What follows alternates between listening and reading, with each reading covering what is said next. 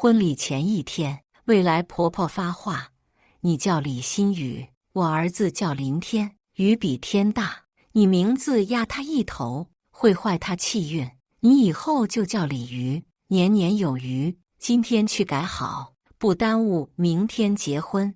我诧异地看着男友，他妈是不是从清朝活到了现在？破四旧的时候把他遗漏了。男友笑着说：一个名字而已，难道你还在意？我冷笑一声，一耳光扇过去，一个巴掌而已，你肯定也不会在意。大家好，开始今天的分享之前，希望你能给人间烟火点个订阅，我将会分享更多优质的内容。婚礼前一天，男友林天带着他妈突然来了，他妈刚进门就冷着脸，指挥我去拿身份证和户口本。你叫李新宇，我儿子叫林天，宇比天大，你名字压他一头，会坏他气运。你以后就叫李瑜，年年有余。今天改好，不耽误明天结婚。我愣在原地，以为自己听错了。见我没有行动，他又开始催我，不耐烦地道：今天是工作日，带着证件，马上就能改好。他这是从清朝活到了现在，破四旧的时候把他遗漏了。我扭头向林天使眼色：你们怎么回事？他低下头，逃避我的视线。我心里一凉。林天他妈瞥了我一眼，带着怨气道：你知不知道阿天昨天被他们公司降职了？都是你克的，你是不是还想继续克他？如果没有你，他早就当老板了。我们家不会要不听话的媳妇，你不把名字改了，明天休想我们来接亲。什么鬼？林天做的合同标错了价格的小数点，如果不是他们公司老板签字的时候发现了，会带来上千万的损失。他们公司没辞退，他已经对他很优待了。合着他儿子没有错，错的都是别人，自己能力不行，跟我有什么关系？我诧异地盯着林天，他也这样想。林天他妈重重地拍着茶几：你听见没有？别忘了你已经是我家的人了。林天搂着我的肩膀，笑着说：一个名字而已，音也没有变，就是让你换个同音字。我们结婚证都领了，明天就要举办婚礼了，这点小事你难道也要在意？就当为了我，呵呵，那是简单换个字吗？从胸怀广阔、志向远大的人，变成了一条任人宰割的鱼。刚领证，婚礼还没办，就急着来给我立规矩了。我直接怼回去：既然是小事，你怎么不改名？万一哪天又有人的名字克你怎么办？你直接把名字改成林克不死，谁也克不了你。林天脸色一沉，我冷笑一声：板子打在你身上，倒是觉得疼了。看他儿子被我反驳，林天他妈他唾沫横飞，声音尖利：这就是你找的好老婆，把他爸克进医院等死，现在还要克你。他不跪下求我原谅，休想进我们家的门。他们是什么王公贵族吗？我要上赶着嫁，不过就是村里有2家瓦房，连婚房都是我爸妈出钱买的。他们今天敢这么做，不就是认为证已经领了？我爸车祸，人在重症监护室，可能要死了。我妈脾气软，觉得我可以任他们揉捏。我平静道：既然你们不想结这门亲，明天的婚礼取消。这场婚姻本来就是他们家高攀，看我态度强硬，林天急眼了：你怎么变成这样了？太让我失望了。亲戚朋友已经通知了，你是想让我们家没脸，怕我真的取消婚礼。林天拽着他妈就跑出了我家。是我太失望了，我们大一谈的恋爱，8年的感情，为什么会变成这样？我爸半个月前出车祸，至今在医院昏迷不醒。从那开始，他们家的态度就变得高高在上，先是要求我陪嫁50万的宝马车，被我拒绝后，又要求在我爸妈给我全款买的房子上加名字。随后他爸的电话就打过来了：你爸妈怎么教的你？连尊重长辈都不会，我们还不是为了你好？我儿子的名字上过族谱的，怎么能改？你一个女人，改了又怎么样？女人结了婚就要以服为天。我直接点了挂断。晚上，我妈从医院回来，短短半个月，怎么就多了这么多的白发？她双眼布满血丝，握着我的手，雨雨，你爸爸总说想看你出嫁，他现在看不到，我会替他看你幸福。我看着他，想要取消婚礼的话，怎么都说不出。第二天一早，林天来接亲，我们商量好，先在他家按传统的婚礼习俗办一场，再在市里邀请同事办一场。他满脸笑意，好像昨天什么也没有发生。我的好闺蜜赵蕊来给我当伴娘，她也是我和林天共同的同学。赵蕊笑着打趣林天：“雨雨是我们班的班花，当初喜欢她的人可不少，你可不能辜负她。”林天瞪了她一眼：“那是以前。”赵蕊满脸疑惑，直到坐上婚车，她还在问我：“林天不是宣称要爱你一辈子吗？他大3大4的学费可是你给他出的。”我冲他无奈笑笑，我以为这场婚礼会平淡的进行。刚下婚车，送亲的堂哥堂嫂他们被请进了婚礼旁边的院子里招待。一盆黑灰从天而降，婚纱妆容全都毁了，还有人喊锅灰上头，让新娘子看看我们的热情。不知道从哪里窜出来几个女人，强拉着就把我拽进院子里，压着我在地上磕头。赵蕊急忙把我护在身后，所有人都喜笑颜开，脸上挂着戏谑的表情。我的火气直接压不住了。林天，这就是你答应我的，绝对没有婚闹。林天嬉笑道：“哪个新媳妇都是这样过来的，就你比别人特殊。”一碗汤圆被端到我面前，林天他妈眼神紧紧盯着我，吃个汤圆团团圆圆。我狐疑地看着他，舀起一个汤圆放到嘴边，汤圆刚要进嘴，赵蕊大叫一声：“别吃，汤圆里有东西！”我低头一看，鹿头的尖针闪着冷光。林天他妈拉下脸，钢针尖尖生个男，钢针尾尾生个女，嚼一嚼，又没让你咽下去，先吃尖头，多吃几个，把钢针吃进嘴里。这是举行婚礼，还是在给我办葬礼？徐蕊扯了扯我，对我摇摇头，眼里满是担忧。林天拧着眉，直接上前把徐蕊推到一边。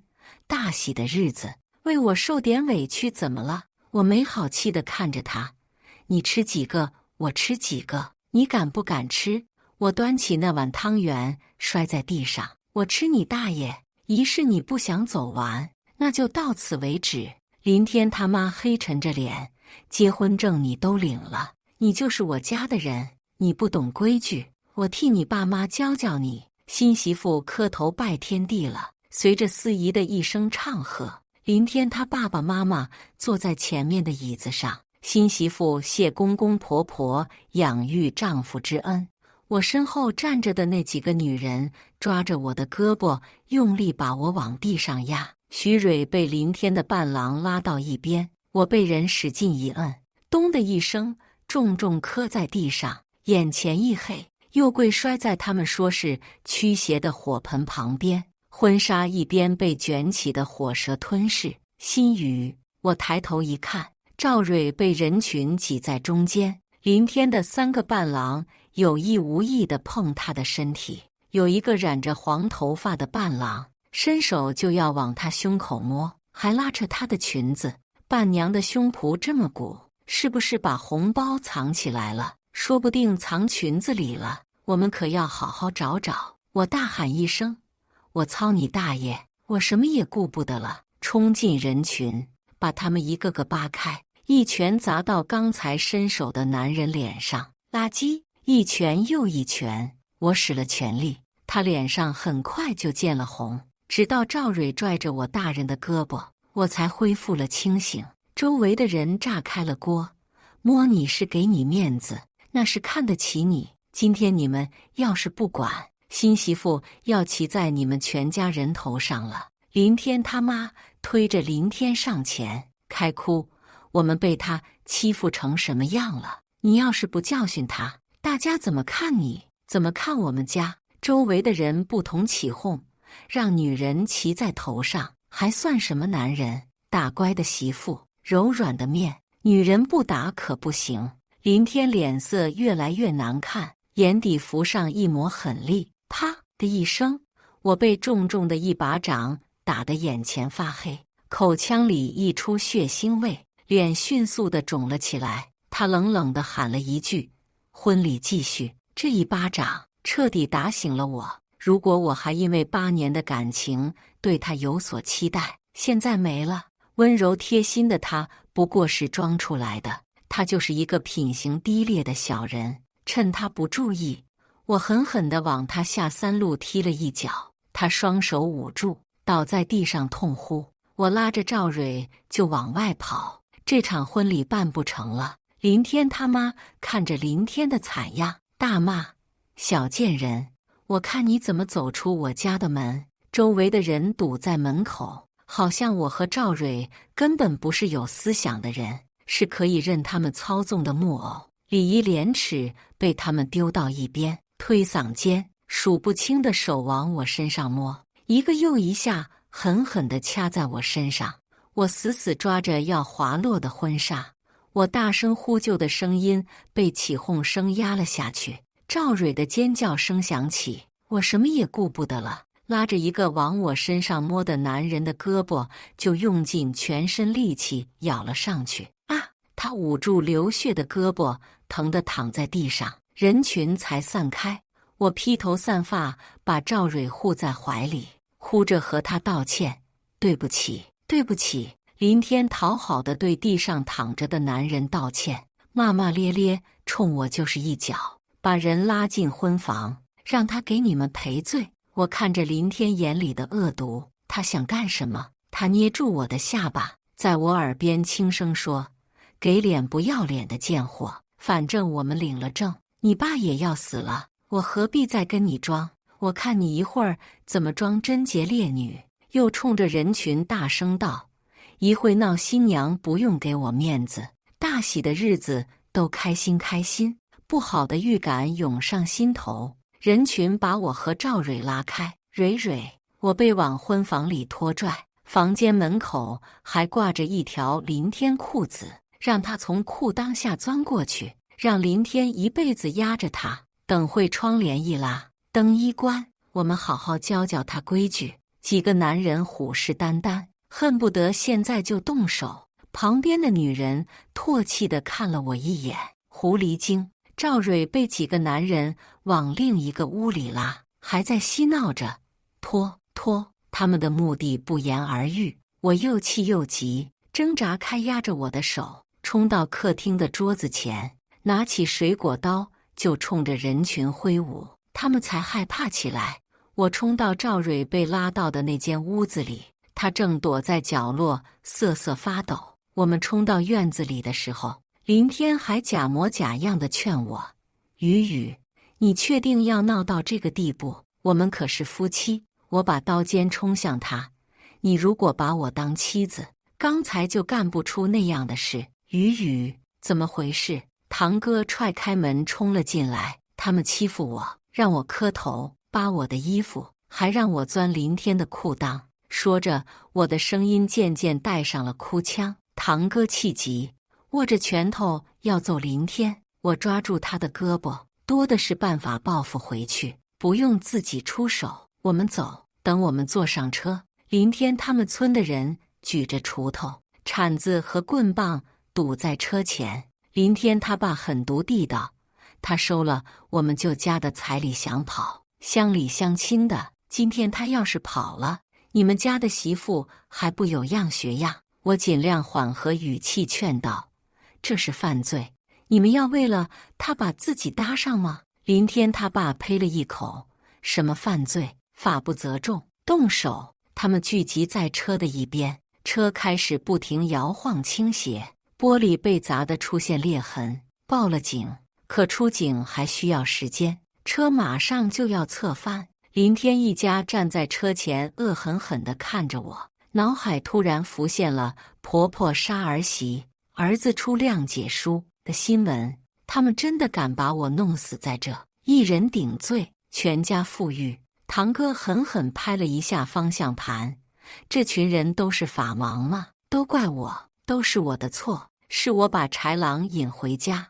我抱住赵蕊，忍不住痛哭，都是因为我害了你们。赵蕊也忍不住哭了起来，就是怪你，你怎么看上林天那个垃圾了？堂嫂突然笑出了声。好了，两个傻姑娘，你以为他们真的不怕吗？我疑惑地看着她，她嘲讽地看了一眼外面的人，他们就是觉得责任到不了他们身上。车窗被打开一点缝隙，宝马 X5 75万，车上的监控同步上传到保险公司的后台。林天他们家为什么不动手让你们砸车？因为他们为的就是让你们承担责任。被人当枪使了还不知道。外面的人停下来动作有用？林天反驳，我们这么多人，他能找谁赔？堂嫂开口，你们赔不起，要是保险公司的律师找上你们的孩子可怎么办？再挂上案底，考不了公务员，当不了兵，以后结婚找媳妇都比别人难。外面有个中年男人把锄头一扔，指着林天一家就开骂，你们这是把我们当傻子了，一家子黑心烂肺的，你听他们胡说什么？我们是一个村的，你现在砸几下车？来，锄头被塞到林天手里，他只是一直辩解，没有任何动作。堂嫂又加了一把火，他们不敢，你们可真傻啊！林老三，我跟你们没完，我儿子要是当不了官，你们得赔。我赔个屁！你儿子初中毕业。堂嫂冲看戏的堂哥肩膀上拍了一巴掌，愣着干什么？赶紧走！堂哥嘿嘿一笑，猛踩油门。我望着车后面林天气急败坏的样子，才终于把一颗心放下。他们家觉得领了证就吃定我了，领了证也是能离婚的。堂哥直接把车开到了保险公司指定的 4S 店。什么法不责众？不到20个人，还够不上法不责众。堂哥问道：能不能放下林天？他敢做这事，别怪我手段狠。我点头，原来我瞎，现在我已经看清了。更何况我不能对不起赵蕊，她连夜赶来就为了给我做伴娘，却遭受了如此大的羞辱。警察出发去林天的村子抓人，一个也不会放过。砸车的赔钱，伤人的坐牢，林天和他爸也逃不开干系。我蹲在休息的赵蕊面前，蕊蕊，我保证，我一个垃圾也不会放过。他几次想开口说话，又合上了嘴。我握住他的手，我明白，一切交给我。旁边的摄像师递过来一个 SD 卡。林天找的摄像师能力太差，刚好堂哥的朋友为了追求摄影梦，被家里断了饭钱。幸好，蕊蕊，所有伤害你的人，我会让他付出代价。相信我，我爸是大学教授，这些年还接了不少项目，手里的积蓄不少。林天对我的追求是有预谋的，他追我不是因为喜欢，也不是因为爱，是因为我的钱。他刚才在婚礼上说，我爸快要死了，所以他不用忍了。在他眼里，我家的钱已经是他的了。晚上，我妈从医院急忙赶回来，眼底青黑，却还是强撑着精神安慰我。她轻柔地摸着我的头，你爸爸一直希望你能找到相守一生的人。林天对你不好，我们不要他了。他想对我笑笑，泪水却一直从眼角滑落。就算你爸爸没了，妈妈还在，谁也不能欺负我宝。我替他擦掉眼泪，抱着他，坚定地道：爸爸会好的，一定会的，他们也会得到报应的。林天他爸把责任揽在了自己身上，林天无罪释放，堂哥不要赔偿。所有闹事的人被拘留7天到3个月。摸和我蕊蕊的几个人涉及猥亵，我请了专门的律师去告，一个人我都不会放过，也包括林天。钱能招来林天那样的豺狼，当然也能做很多其他的事。林天跑到我舅家门口，跪在地上恳求，他才明白我不是他手里可以揉捏的软柿子。雨，一日夫妻百日恩，那也是你的爸爸，你还是先自求多福。你不忍我不义，把他们家给我的存彩礼的银行卡丢到他身上。我专门去银行查了，8.8万彩礼，里面是8.8块，要我赔价50万的车，在500万的婚房上加名字，分1半产权，给我8.8块的彩礼。林天还想动手，看了眼我身后的几个身材魁梧堂哥，最后无能的离开，留下狠话：我会让你后悔的。是他该后悔，怎么不多忍一忍？到手的财产没了，连房子都被村里的人砸了。他这几天急着嘴上全是泡，工作也要没了。他标错小数点犯的错，造成了合作商拒绝合作，上百万的损失，公司正在找他索赔。至于为什么合同都签了，现在又以重大过错的名义取消合作，他的工作是我求我爸帮他找的，老板我要叫堂叔，他还以为是自己的能力，现在正在求爷爷告奶奶，求公司放过他。我不说话，他跪断腿也不会有人理他。第二天一早，林天和他妈跑到我家楼下，拉着横幅，举着喇叭喊，横幅上还写着李鹏君卖女求财，李新宇出轨攀高枝。还好我妈现在在医院照顾我爸，如果她看到当儿子疼的女婿干出这样的事，心里有多痛。周围聚集了一圈又一圈的人，他们知道我爸是教授，最是爱惜名声，也知道我不会看着我爸的名声被他们毁了。他们蠢，不代表别人蠢。林天他妈，可怜可怜我们家吧，我们花光积蓄娶媳妇，他出轨了，就想和我儿子离婚，彩礼都不还。林天，李教授养出的好女儿，为了离婚，诬陷婚礼上的伴郎猥亵她，要把人送去坐牢。他们的爸妈眼睛都要哭瞎了。林天他妈干脆跪在地上，她在婚礼仪式上把她老公打了。我家老头子求她把婚礼流程走完，拦着他不让他跑走的时候，不小心砸到了车。他们家仗着有钱，要把人送进监狱。求求李教授放过我们舅家吧。说到动情处，砰砰磕起了头。林天抱着他妈埋头痛哭，谁让我们家穷？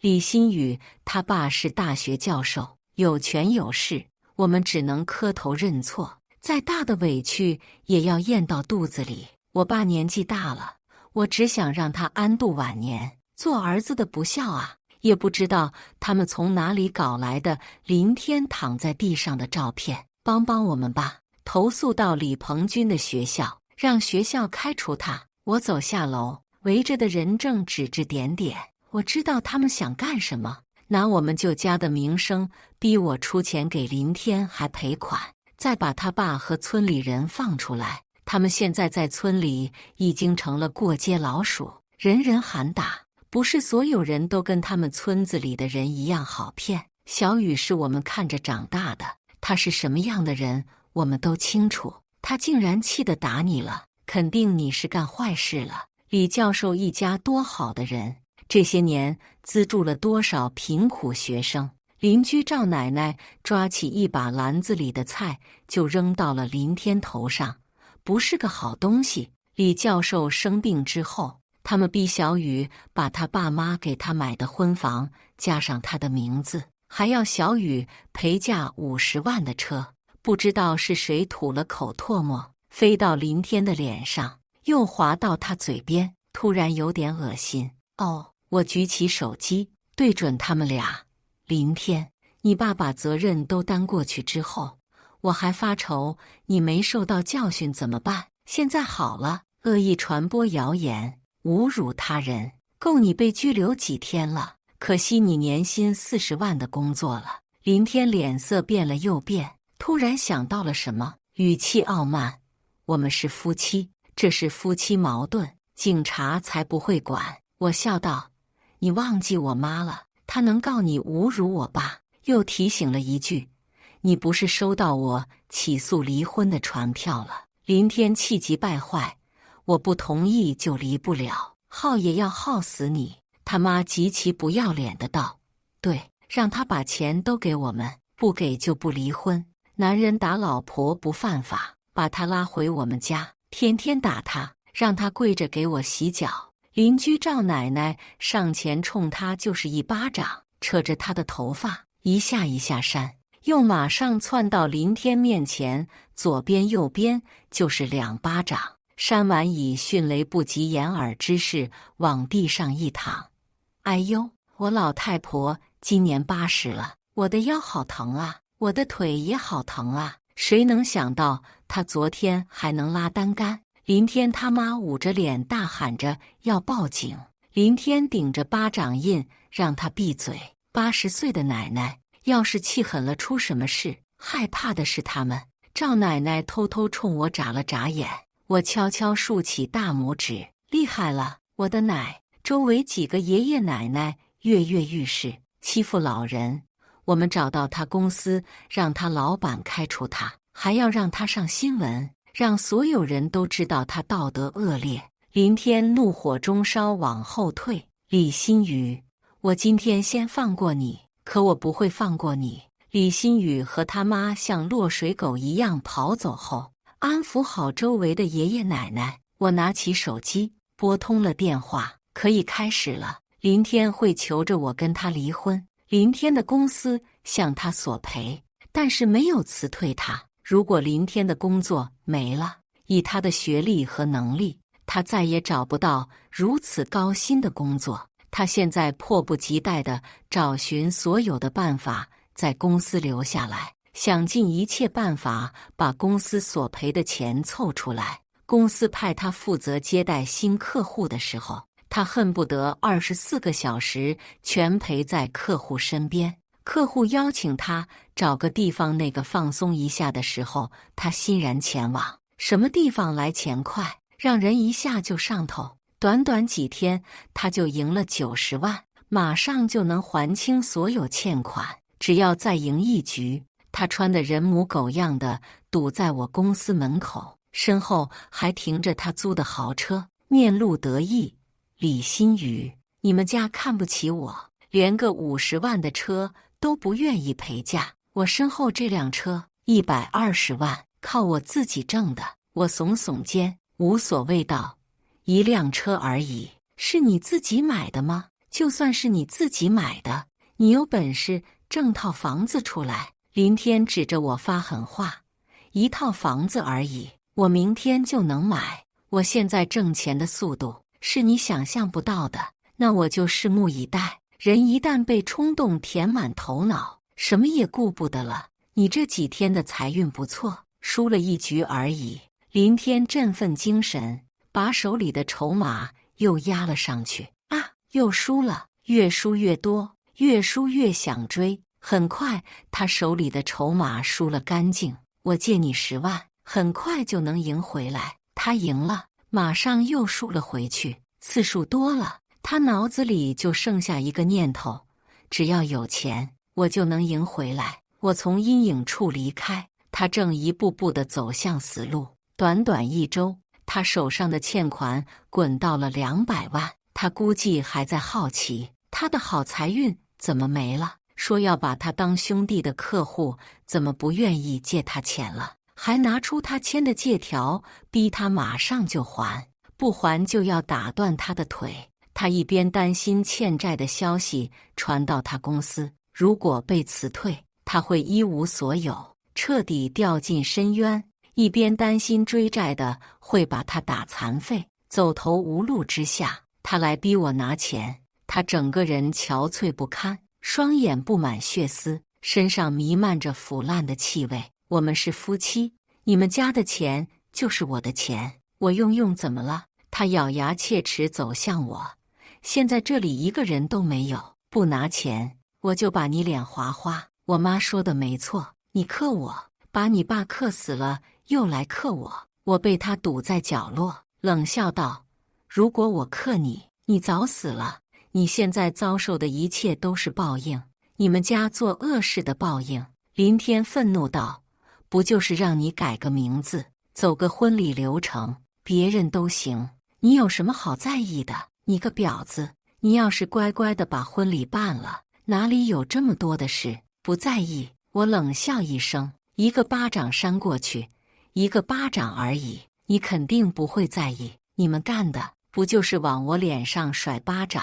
你们家打的什么算盘自己清楚，你们是想我死了吃绝户？林天掏出手里的刀，他已经丧失了理智，颤抖着手：你拿不拿钱？现在就转账，不然我先捅你2刀，谁也救不了你。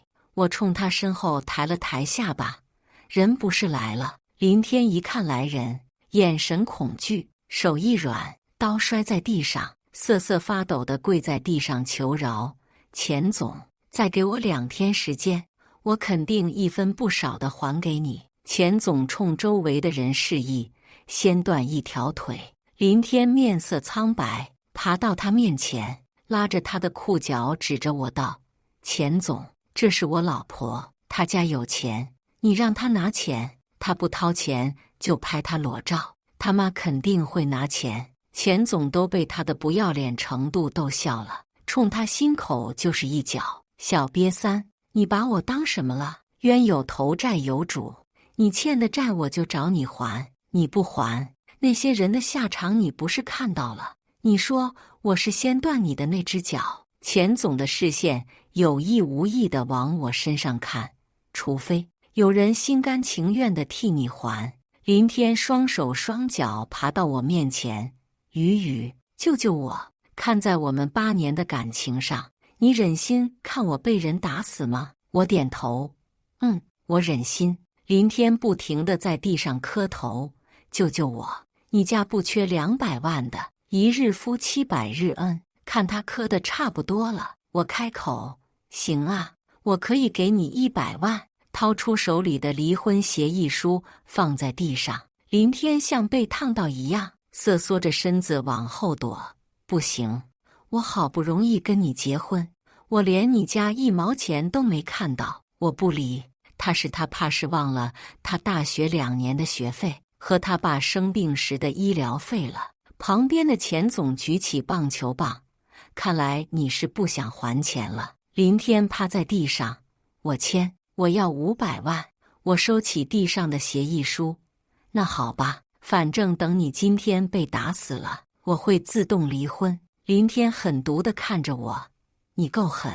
我看着手里签字按上指纹的协议书，冲钱总挑了挑眉。他会意，收到钱后招呼着身边的小弟离开，别的不说，往脸上涂点番茄酱还挺逼真，把林天吓得连思考都不会了。林天趴在地上，一副劫后余生的样子。他的最终结局还没到，不过也快了。没有钱总借给他钱，我现在和他也没了关系。他把主意打到了他爸妈的养老钱上面，按他的说法应该是借。在他的口中，他要投资一笔生意，让他妈不用怕。他说还有我这个冤大头在，离婚的事他妈自然是不知情。至于我为什么知道，找个他村里的人拿消息换钱。等林天把手里的钱再次输光一无所有的时候，他收到了辞退通知。他推开他老板的办公室的门求情，正看到我坐在沙发上假寐：你怎么在这？我迎上林天惊讶的视线，勾起唇角：哦，我怎么不能在这？他脸颊消瘦，嘴唇干裂，想来这段时间日子不好过。林天轻视的上下打量我：就你有什么能力进来这家业内数1数2的公司？说着语气微妙起来，幸灾乐祸起来。你不会是给人当情妇了吧？还好你爸出车祸昏迷不醒，不然迟早被你气死。正讽刺我，堂叔进来了。林天指着我，语气激烈：李总，这个女人是我前妻，她出轨攀高枝，被我甩了，私生活混乱，指不定身上有什么脏病。李总，我揭穿了这个女人的真面目，你再给我一个机会。堂叔气得胸口上下起伏，鄙夷道：你怎么还在这？收拾东西离开公司！你捅出了多少篓子？公司只问你索赔一个项目损失的钱，已经够客气了。如果不是雨雨他爸的请求，我根本不会让你这样的人进公司。脑子里只想着专营。林天震惊地看着我，我进公司跟他有什么关系？是我个人能力强。堂叔招手让保安把人拖出去。你干杂事的能力吗？要不是我侄女，你算个什么东西？你的名声已经传出去了，没人敢用你了。林天拖走的时候面如死灰，他知道自己完了，要债的马上就会找上他。堂叔叹了一口气，心疼地看着我，也不知道你看上他哪了。我挠挠头，不好意思地笑笑，这不是以前眼瞎吗？没事，我现在治好了。我刚认识他的时候，是在我下雨天从图书馆回来，没有伞，只能把外套顶在头上。一把伞突然伸到我的面前，同学，拿着吧。我问，你怎么办？他什么话也不说，只是腼腆地笑着跑开。细雨中，俊朗少年，温柔贴心，我理所当然地心动了。现在想起来，有预谋的一切，像吃了苍蝇一样难受、恶心。刚被堂叔送出公司，手机铃声突然响起，是我妈打来的电话，手有些发抖，竟然握不住电话了。是不是爸爸怎么了？我使劲掐了自己一把。不会的，不会的，所幸是好消息。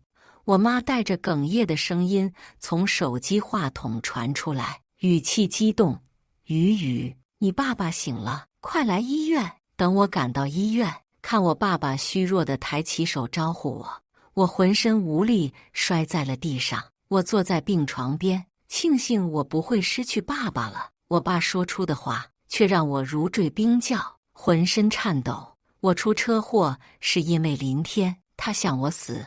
我妈掰开我已经把手心抠出血迹的手指，就因为我爸不愿意出钱给他投资做生意，他就认为我爸看不起他，带着恨意在我爸开车带他的时候，趁我爸不注意伸手猛转方向盘。怪不得为什么他们在一辆车上，正好是主驾驶正对车祸位置，明明人会下意识地保护自己。车祸前一天，我爸的车内监控摄像头无缘无故坏了，被林天拿去修。车祸的路段正好是无监控区，一切都是有迹可循的。我以为林天下辈子穷困潦倒是对他最大的报复，原来不够，他该受尽最后，在牢里待一辈子。我看上他就是因为他的长相，他有一个好去处。我再次见到林天的时候，是在我陪我爸复健，他搂着一个倒挂着三角眼的女人，看见我开口想说什么，被女人狠狠拧了一下，露出衬衫和手腕上的伤痕。看什么那小宝贝，我可是出了钱的，看来你不长记性，我要陪你好好玩完了。林天搂着她，神态瑟缩，眼神中露出恐惧，讨好地道：花姐，怎么会？我肯定好好陪你。我爸好奇地戳了戳我，这不是林天吗？知道他是什么人，还跟他举行婚礼。我挡在他面前，把他的手抬起来。你看错了，林天正忙着躲债，你现在最重要就是康健。来，抬手抬脚，1、2、1。婚礼前，医生说他再不行，就要做好心理准备了。当医药不行，人就寄希望如虚无缥缈的东西，办场婚礼冲洗，或许他就会醒来。林天给自己选的地方还不错，夜色人间，销金窟，希望他好好享受为数不多的自由人生。对了，我跟我那位前婆婆透露了信息，她的儿子欠债需要钱赎，等他冲到我家的时候，家中无人。我爸妈给我存放嫁妆的保险箱没有关严，里面是他们从我出生给我攒的金饰和金条。我的前婆婆眼都红了，即使她知道我跟她儿子已经离婚了，等警察抓到她的时候，她正因为回收金子的人压价跟人争吵，物证齐全，她被抓进拘留所等着判刑。她被判刑的前夕，林天也进去了。我爸的车报废之后一直停在我家车库，以为是意外，也没有在意他。林天的指纹还在上面留着，我去看了他，简直要认不出了，眼窝凹陷，头发乱糟糟的，仅有的好相貌也看不出了。他戴着手铐，拍打着我们之间隔着的玻璃。我来就是想告诉你一声，你们全家可以在监狱里相聚了，也祝你后半辈子在监狱里过得幸福。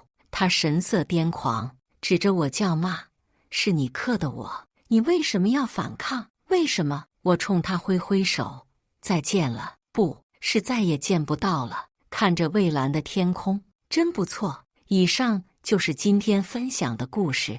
大家有什么想说的、想吐槽的，欢迎在下方评论交流。也更希望能给人间烟火点个订阅，我将会分享更多优质的故事内容。